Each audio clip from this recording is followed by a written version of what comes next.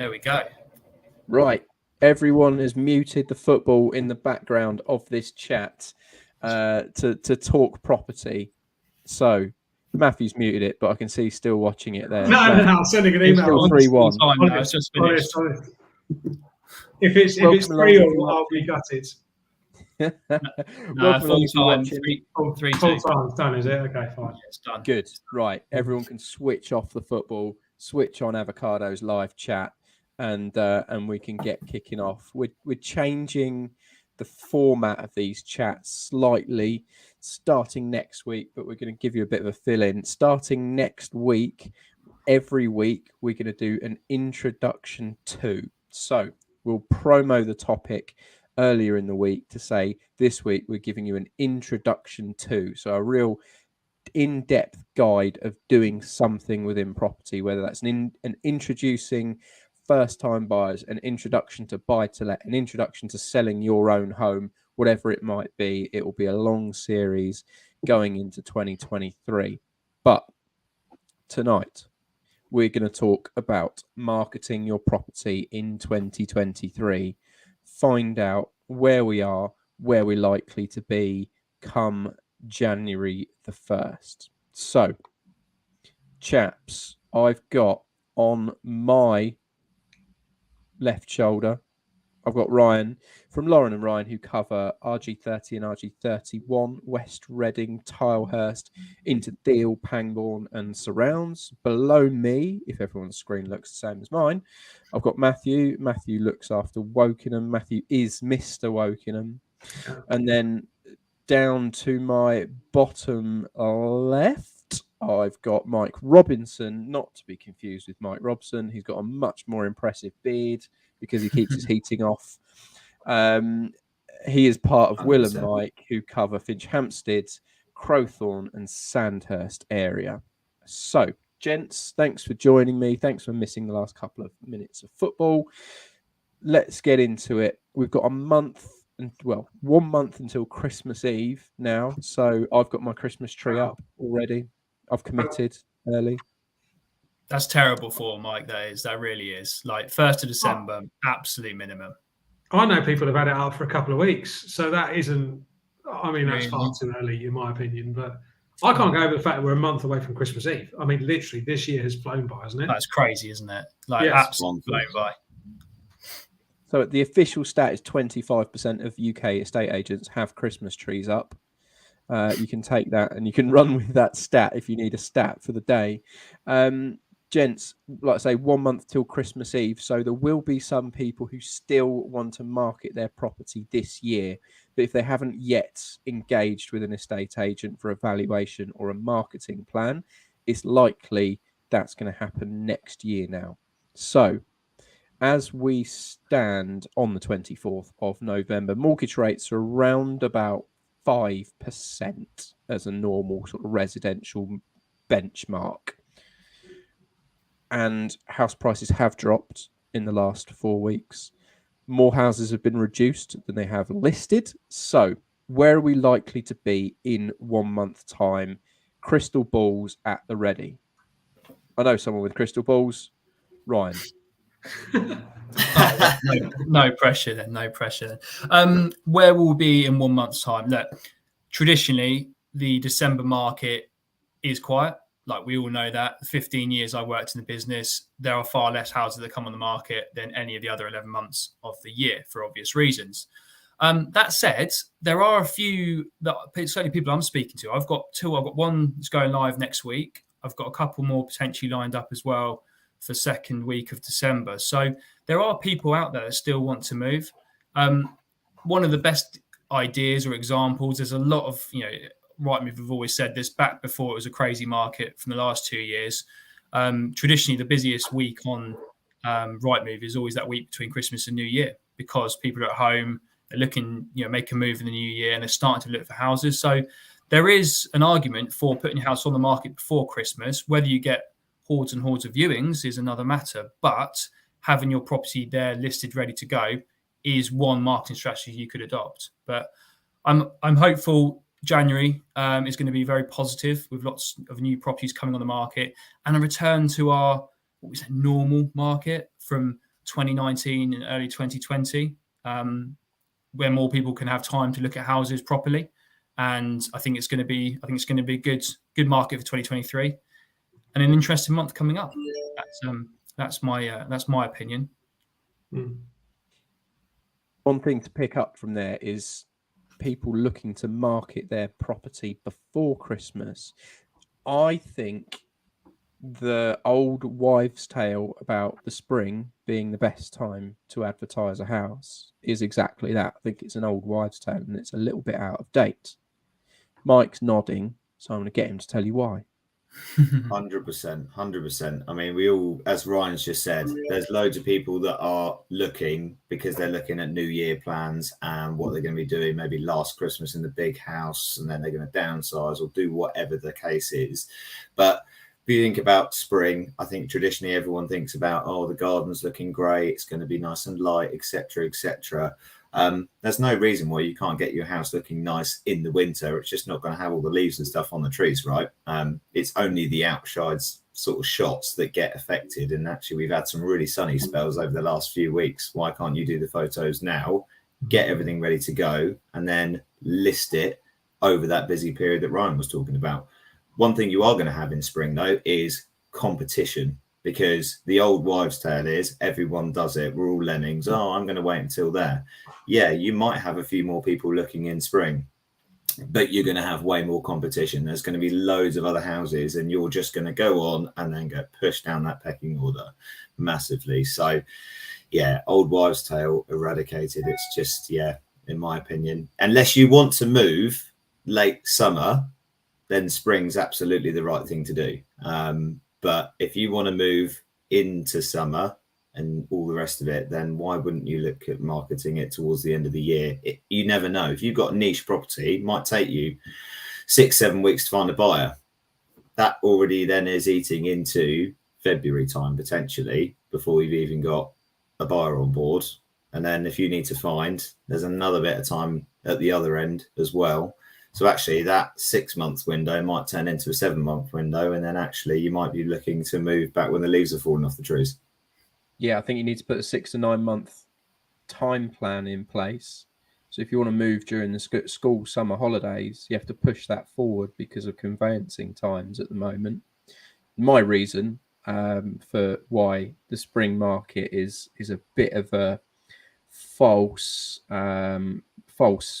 brilliance is, yeah, everybody puts their house on the market at that time, so it's a demand and supply situation. If people are holding off putting their house on the market in December, why not be the only person who puts their house on the market in December? Because there might be slightly less buyers' eyes on it, but hey, everyone's got the right move alert set up, don't they? Matt, what do you think? So I think there's a real opportunity for people to actually do something between now and the end of the year. We've spoken about it loads, about property prices.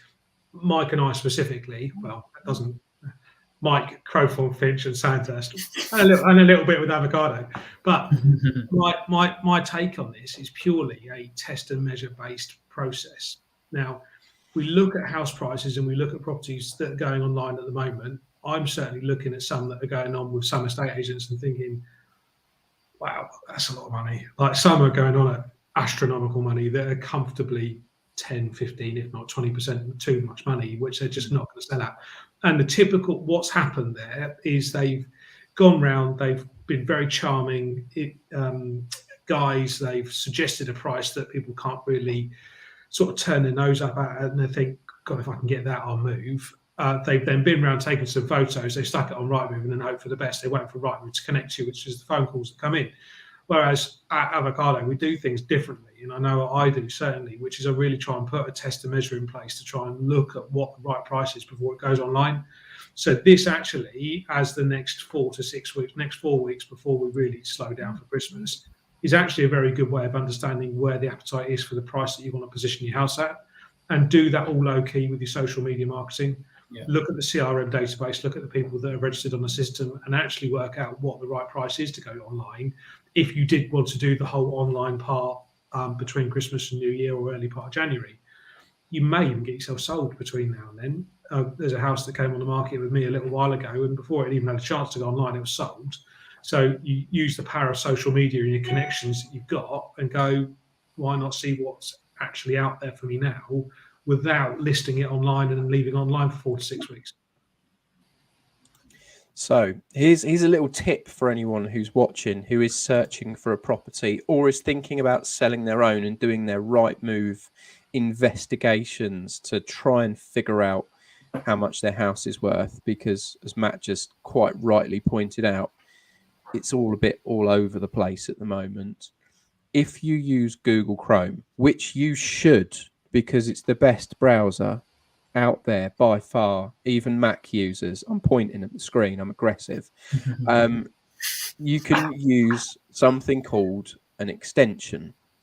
If you click on extensions on Google Chrome, you can type in different phrases which will do different things to your Rightmove. I use something called Property Tools browser. So what Property Tools does is it tells me what the original listing price was of a property, the date that it originally came on the market, any time that it's ever been removed from the market, if it's been marked SSTC, so sold, and if it's come reavailable, then when it was reduced, how much it was reduced by, and you can see the total history of a property. So if you see a house come on the market tomorrow and you think, crikey, that's expensive, that's quite Australian, it might just tell you, well, that house was originally marketed in June or July at the absolute peak.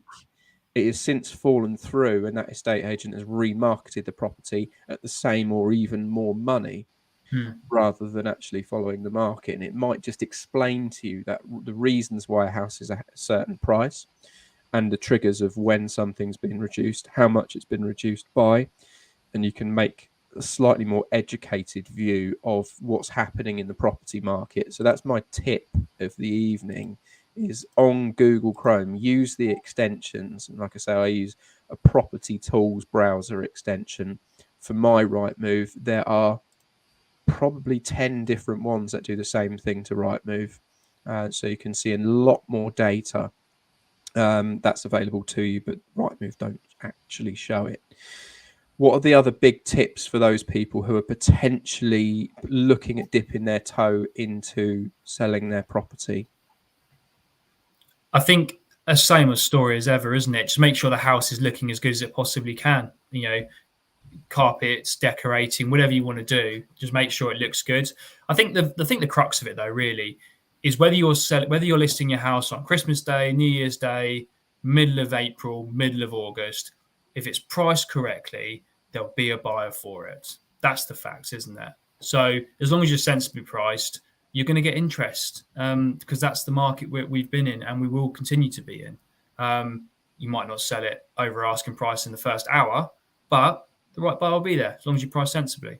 So I think that's my key. Make sure the house is looking good and always price sensibly. Simple as that.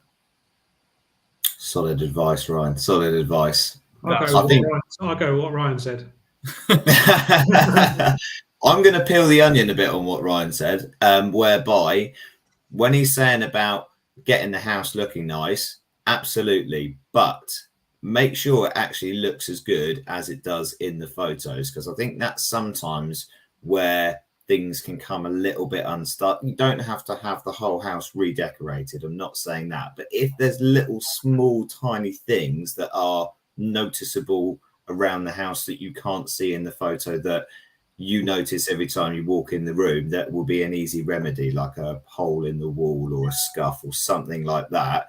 Just spend a Sunday afternoon noting them all down and getting them done, because I know from having buyer experiences on a regular basis, people sometimes walk through the door and go, looks better in the photos, or actually we've noticed a couple of little bits and pieces. And sometimes you completely agree and you say, yeah, actually, do you know what?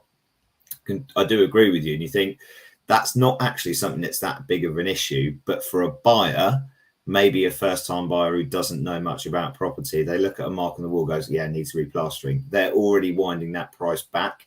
Whereas, a bit of polyfill and a bit of paint, that's not even an issue.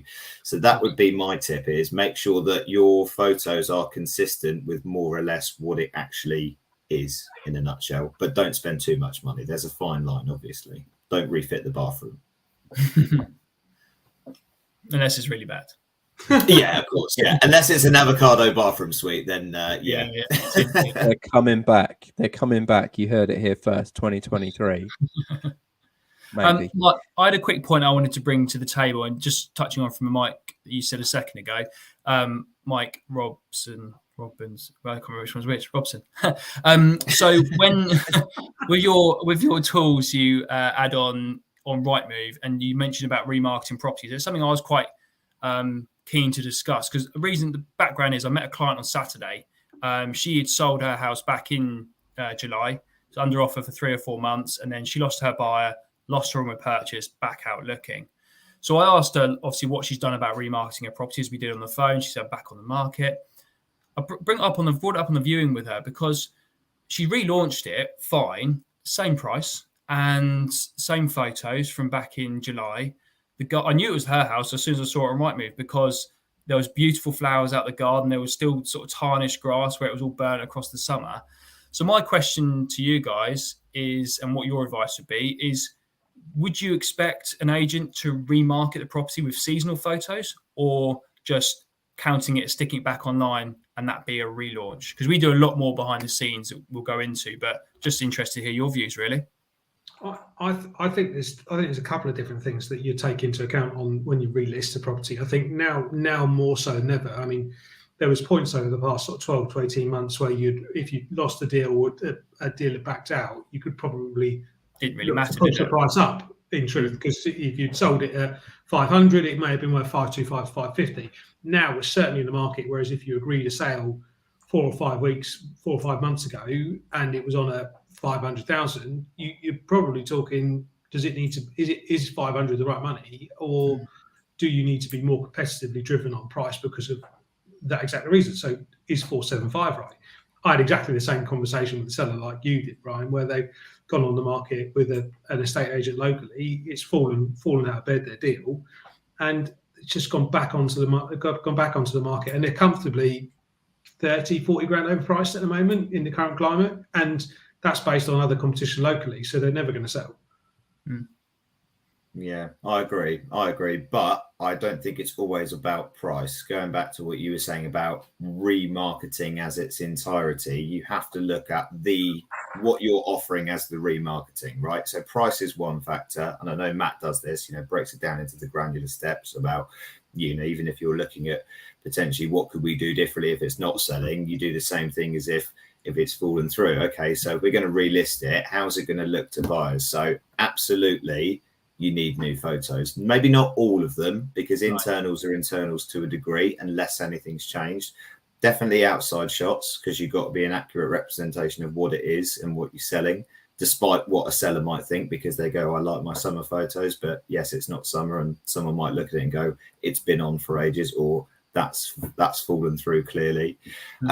Had a similar thing with a property, unfortunately, in Little Sandhurst, and we did all new externals, and we actually re-edited the video as well. Still used some of the internal clips that we did, but the area bits were all different. All of the external shots were different, but then it all ties in nicely. You can't then have some of the marketing being seasonal and then a summertime video. It just doesn't look right, and I know it takes a lot of time to do it, and we're sat there for hours editing and doing various bits, but we're doing our clients a disservice by not giving them the best opportunity of reselling. And in my opinion, if that takes a couple of late nights doing some editing, then that's what it takes. It's lazy to just stick it back on and hope for the best. That's what other agents will do, because they don't have enough hours in the day, is my opinion, without agent bashing, obviously. So I've got 2 points of view for 2023 if you're looking to market your property. The first thing came from a conversation this morning. A client who I've known for some time thought he'd sold his house in July through another estate agent who'd previously sold it to him. So he was giving it back to them as a bit of a kind of give and get thing, which is absolutely fine. I totally get that. And it's what I would expect if I'd have done a good service for them previously. Advertised his house at £900,000, had an absolute 15 viewing day, 4 offers, blah, blah, blah, got 950 for it. The estate agent told him it was a cash buyer. he trusted the estate agent had done their due diligence. 2.5 to 3 months later, a mortgage surveyor has turned up. The cash mortgage, the classic. Yeah, classic. Yeah, classic. The mortgage survey goes through without a hitch.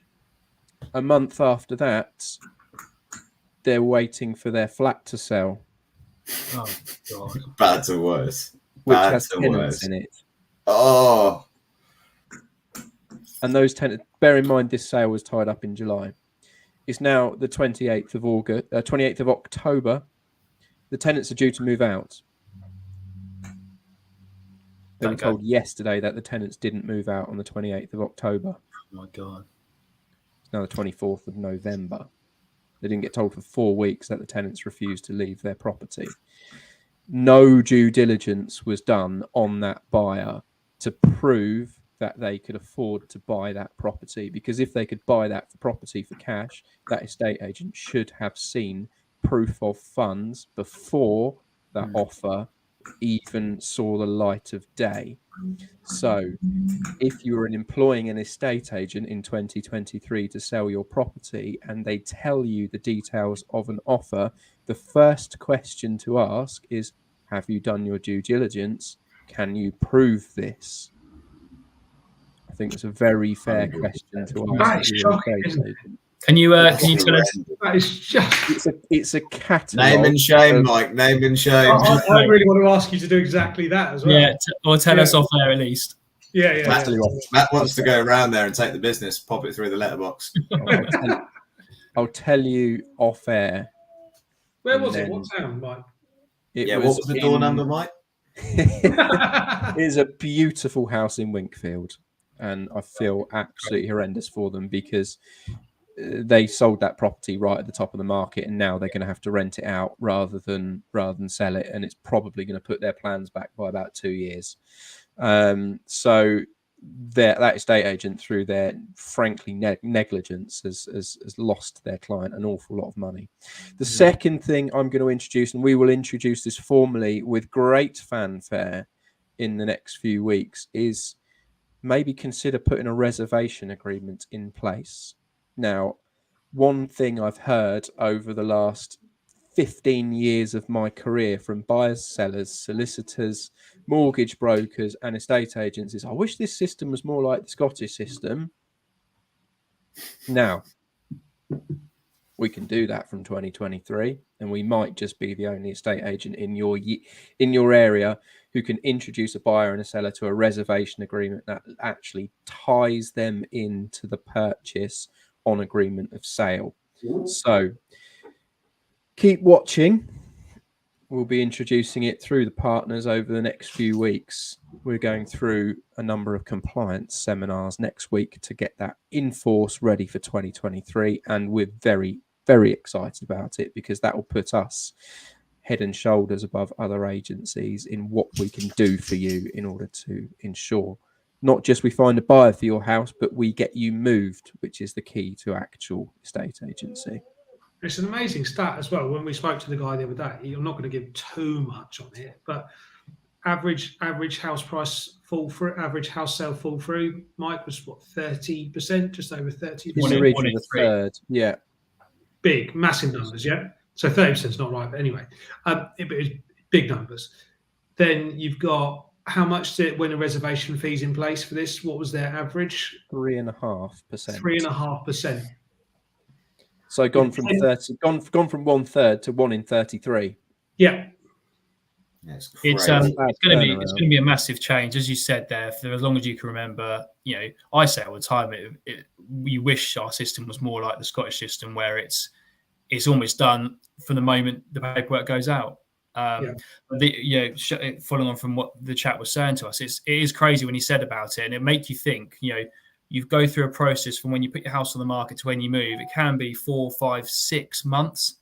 And of that 6-month period, for only 1 week between exchange and completion, you actually know that you're moving. It's so backwards. And I think this introduction is going to be really powerful. I shadow your enthusiasm, Mike. I am super excited to roll this out for my clients. It's just going to be another thing we can do to protect them and our assets, and that's all we really care about, isn't it? Just protecting our clients is just going to be a game changer. Yeah, so absolutely. It's about doing the right thing, isn't it? And getting things done rather than playing around the scenes and hoping for the best. It's giving guarantees that things will happen. Yeah, and it's bonkers when you put it into perspective that you put a deposit down for something of an inferior value, but biggest thing you're ever going to buy, you can pull out pretty much whenever up until exchange, decide if you don't want to buy and go, nah, I'm all right. And you don't even speak to the, like, all you got to do is let your solicitor know. You don't even have to speak to the person, but you go and buy something else and they want a deposit put down, all this kind of stuff. And you think, oh no, I'm not going to back out. It's just ridiculous. I know people in my life who are too scared to take clothes back to the shop because they feel guilty about it. Yeah, so I wish my wife did that. yeah. That's the point. That's the point. It doesn't because she's too guilty about it. However, I meant there's less guilt associated to pulling out of a house purchase. So that's something that has to change, and we're working behind the scenes to make that change, which will be really, really exciting for 2023. So, to summarize, if you are looking to advertise your house, firstly, if your house has fallen through and it was firstly advertised in the summer months, main point of view, get your property rephotographed. If there's a video, get the video reshot, make it seasonal so it shows as a new instruction. So only people like me who have Google Chrome plugins will see that it's not a new listing. Sorry about that. I will know, unfortunately, but hey, I'm not looking to buy at the moment, so I'm irrelevant. Other points of view, Christmas decks are fine. Don't fill your house with them if you're selling it because it will make it feel slightly smaller. As the guys said, if you're looking to sell your house, set yourself a small budget to just solve any small issues that are within the house. If the doors are sticking, make sure the doors are hung properly. If there's slight chips or niggles out of the wall, if there's slight little moldy patches in your bathroom, get them bleached, get them cleaned, get them wiped down so people don't assume the worst of a problem. What else have we got on tips? Have I covered all the tips? I think that's a fair analysis. Market for the right price, as Matt said. It's not always about price, but it is sometimes about the price. So don't overinflate the value of your property to hope for the best. You might find yourself chasing the market down. Another little tip, actually. Frozen, just out of interest. He hasn't moved for a little while. Ryan's gone. He's gone. He's dropped off. I was surprised it wasn't me. Ryan.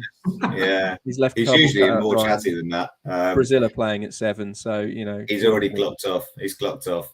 One little tip I would say, though, if you are on the market or going on the market, and this is probably to do more so with agent, but I think you can have some sway over it, is viewing times.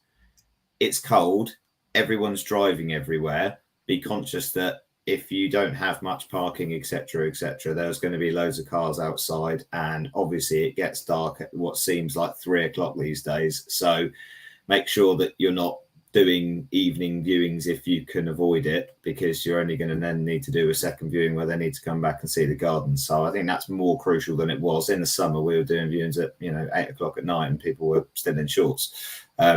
Now I think you need to be a bit more careful with the window. He's back. Sorry, guys.